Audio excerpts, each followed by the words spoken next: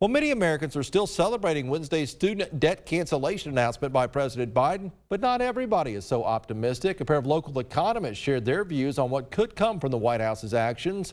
News 12's Jordan Simmel spoke with them. He joins us now live in the studio. Jordan. Andrew, good evening. Thank you. Several UTC students that I spoke with yesterday and even a staff member now fresh out of debt were thrilled to see 10 grand disappear from their student loans. Regarding the economy, one financial expert believes the consequences of the debt forgiveness won't be inflammatory. Another does, but both believe that somehow something needs to be done.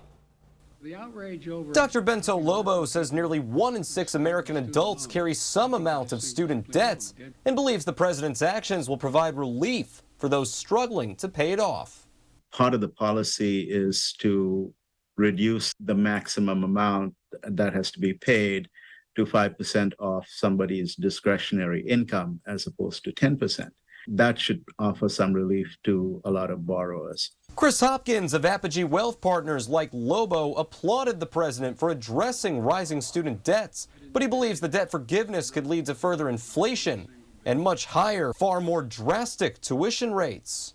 future generations of borrowers are going to say, well, yeah, I know I owe it, but they forgave my brothers, so I'm going to go ahead and take it out. That additional demand may drive tuition costs higher. And let's not forget that at least some of the tuition inflation over the last 20 years has been a result of a huge expansion in the student loan program. Both men understand the joy felt by many in finally being debt-free or being closer to it. But both do see downsides in the president's plan.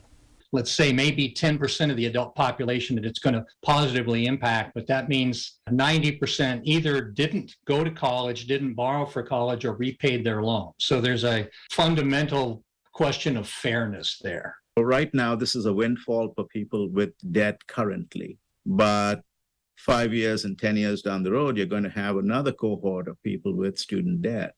I'm not sure that this policy quite deals with that issue.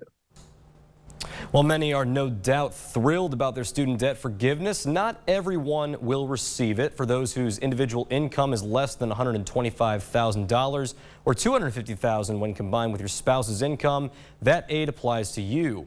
On the other hand, many Americans who did pay off their loans are now frustratedly asking where their refund for 10 grand is and when they'll get it.